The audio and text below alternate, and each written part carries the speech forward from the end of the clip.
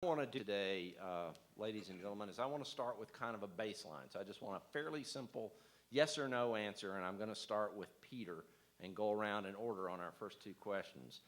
But to establish a baseline, going back to a year ago, January of 2009, was there any chance in your mind that Republicans would take control of the House this year? Peter?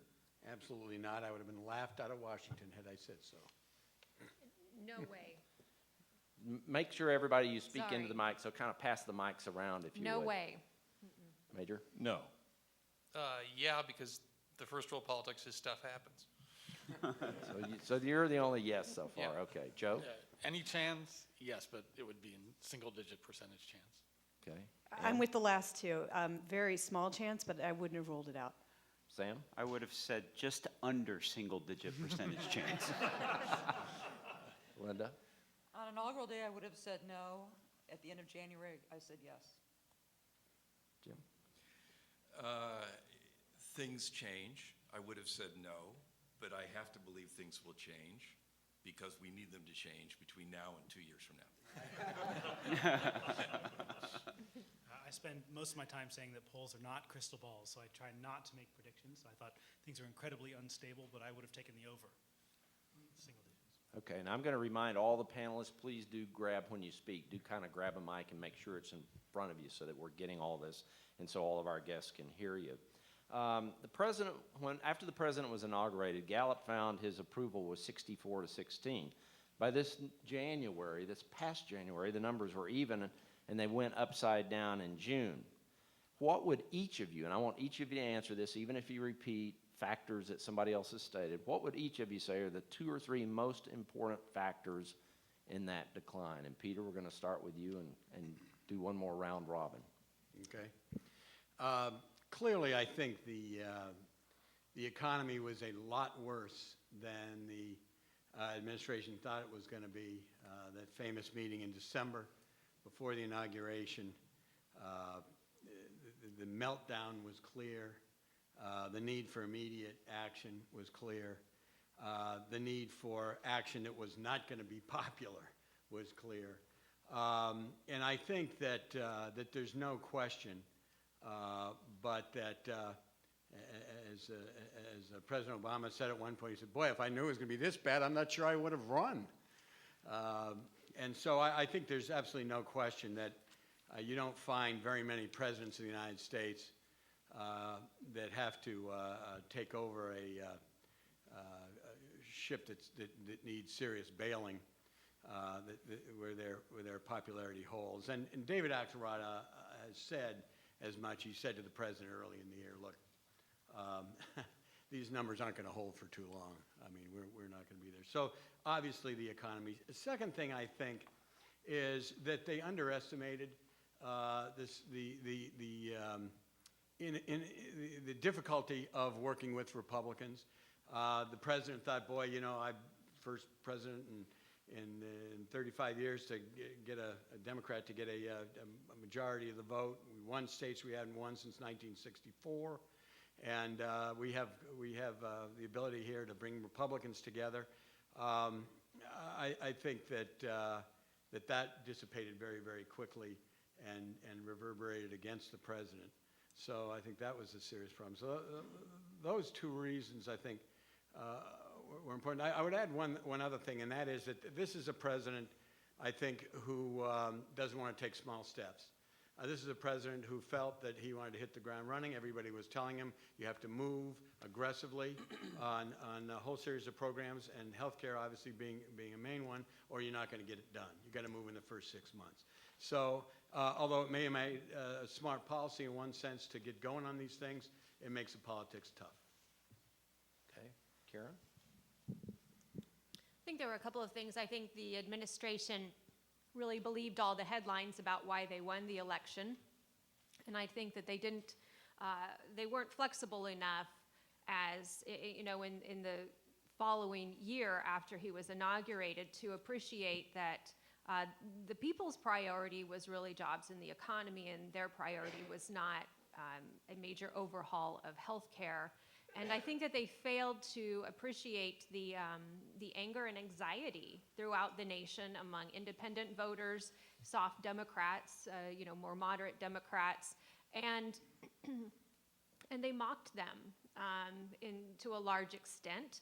And I think that really fueled a lot of anger from people who wanted President Obama to do well and to succeed, and who had in fact voted for him. And I think all of that really culminated into a lack of priorities to appreciate what the American people's priorities were, as opposed to the White House's own political priorities and their own agenda and what they saw as their destiny, as opposed to the destiny that the American people were living with day to day. Major?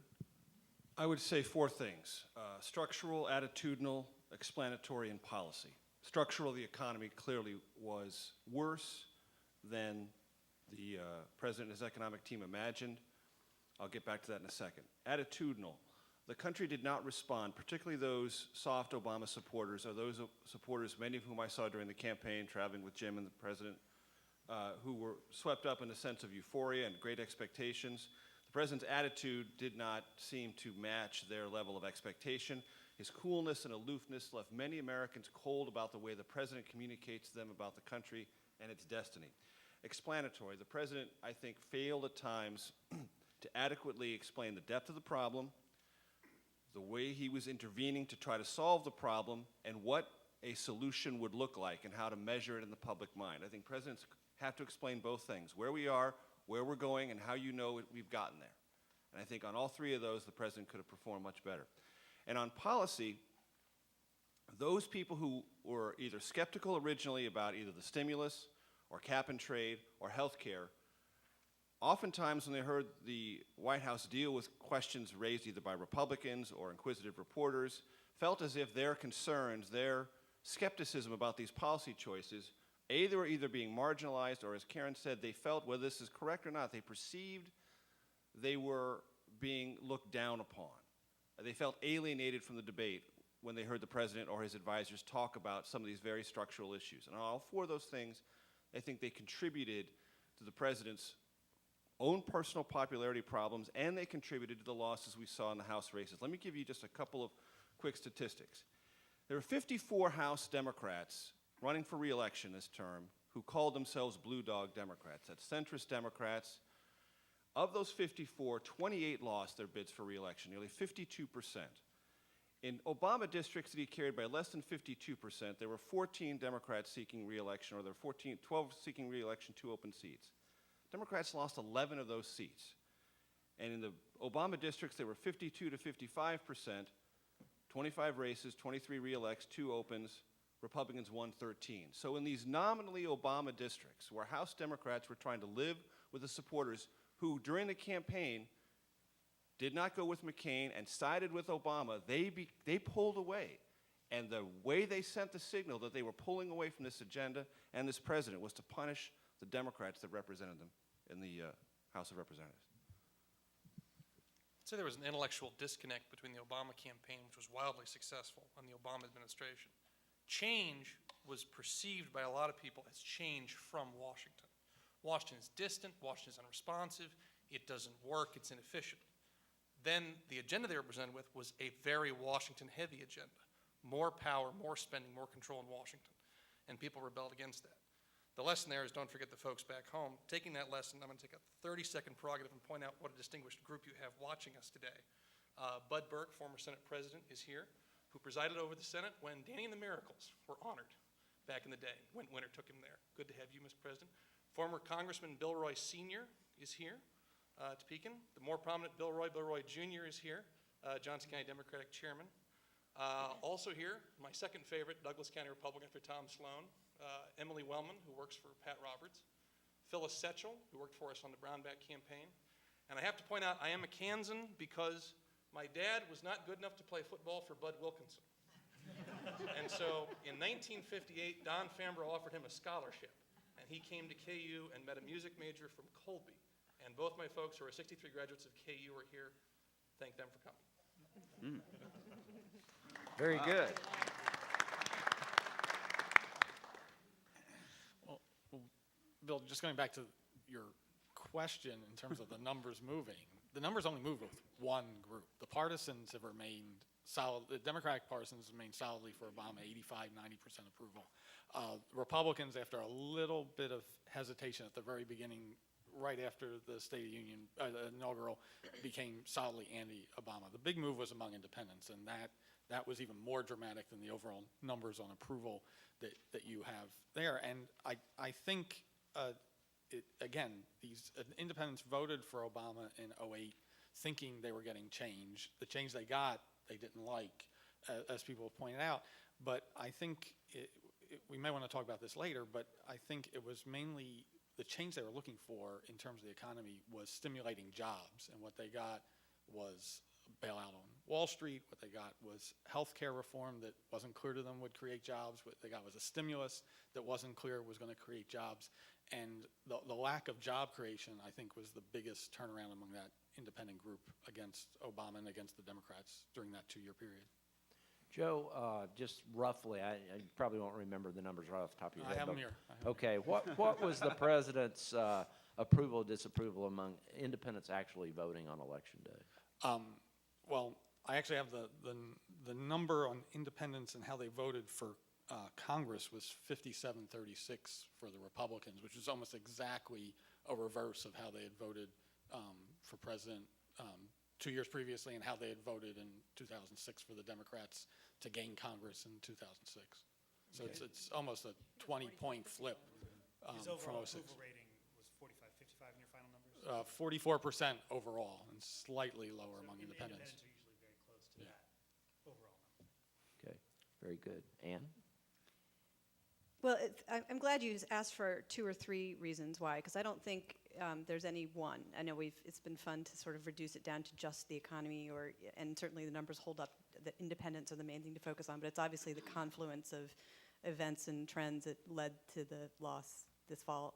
I do agree that the economy was a big part of it, and someone has to mention, so I will, the natural swings of history that 2 years in, a president's likely to lose. So that's obviously a part of it. But I do think that the failure to either deliver or prove that he had delivered on some of the big campaign promises, or to explain what change was, maybe it wasn't going to meet voters' expectations, but to be able to explain that some form of change or some form of what he had said he was going to do on the campaign had taken place, is a big part of this. In talking to folks at the White House, and I'm sure Jim will say some of the same, what we hear often is, well, we've done a lot of big things in a very short amount of time, in addition to preventing a second Great Depression. And while that may be true, it didn't always square up with what voters had expected to see from them. So I think that was part of it. And then and that's also tied into the communication problem that we've all talked a great deal about. But that I think, from what I see sort of in our second row seat every day at the White House, has to do with not having a raison d'etre or like a sort of solid, easy to understand reason why he is president at this point. It's been very fashionable to talk about the narrative, and I don't really think it's that. There was a campaign narrative, he had a personal narrative, but that's different from a governing reason. And he hasn't really been able to prove that he has what either Bush had in talking about 9/11 and keeping the country safe, or what Clinton before him had in the economy, and that's why I think we've seen the shift toward the economy now, but he hasn't yet fully owned it. Every president's approval rating is going to drop after January 20th. That's just a given. Regardless of whether you voted for a president or not, you're hopeful that that president is going to succeed. Whoever had won the 2008 election was saddled with something extra, and that's the perception in the minds of the citizens that the economy was actually getting worse, even though